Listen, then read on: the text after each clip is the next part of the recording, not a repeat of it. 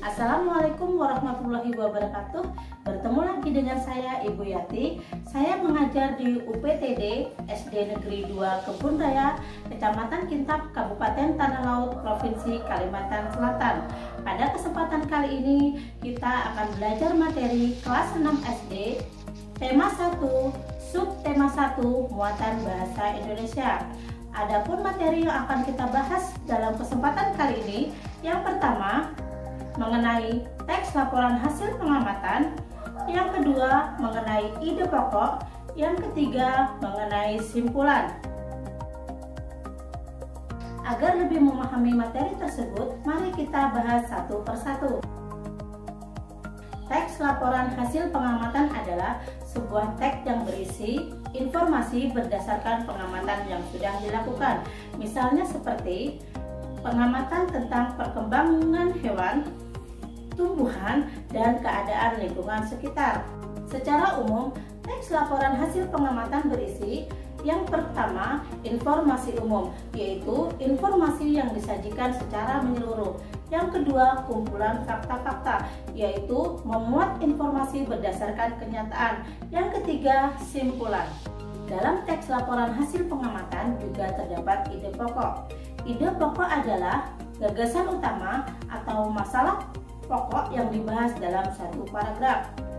Pada umumnya, dalam satu paragraf terdapat satu ide pokok. Perhatikan contoh berikut ini. Selain nasi dan jagung sebagai makanan pokok masyarakat Indonesia, terdapat pula singkong. Singkong termasuk tanaman umbi-umbian.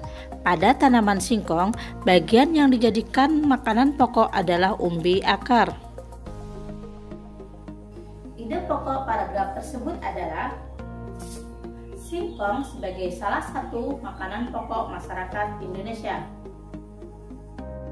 Selain ide pokok, di dalam laporan teks hasil pengamatan juga terdapat simpulan. Simpulan adalah ikhtisar akhir dari sebuah teks. Langkah-langkah dalam menentukan simpulan, yang pertama adalah bacalah teks secara keseluruhan. Yang kedua, tentukan informasi penting yang terdapat dalam teks. Yang ketiga, hubungkan semua informasi yang kamu peroleh menjadi satu pernyataan akhir.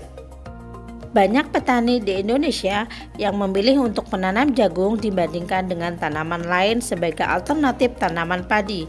Hal tersebut dikarenakan cara menanam jagung cukup mudah dan masa tanam jagung juga relatif lebih cepat.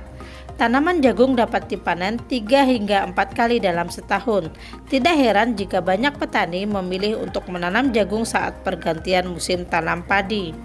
Simpulan paragraf tersebut adalah tanaman jagung dijadikan sebagai alternatif tanaman padi karena waktu yang diperlukan lebih cepat dan cara menanam yang cukup mudah.